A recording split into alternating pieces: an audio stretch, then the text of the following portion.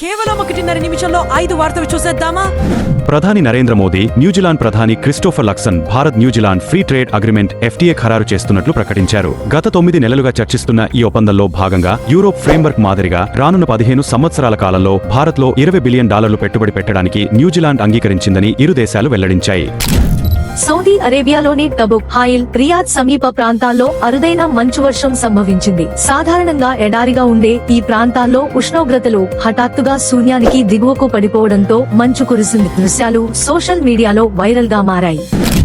గుజరాత్ వడోదరలోని పద్రా గ్రామంలో 45 ఏళ్ల షానా చావ్డా హత్యను మైనర్ బాలిక అయిన అతని సొంత కూతురే ప్లాన్ చేయడం వీక్షకులను కంటతడి పెట్టించింది. ఆమెను గదిలో బంధించారనే కోపంతో తల్లిదండ్రులకు నిద్రమాత్రలు ఇచ్చి అపస్మారక స్థితిలో ఉన్న తండ్రిని ప్రియుడు రంజిత్ వాఘేలా అతని స్నేహితుడు భవ్యవాసవ సహాయంతో కత్తితో పలుమార్లు పొడిచి చంపేలా చేసినట్టు వెల్లడయ్యింది.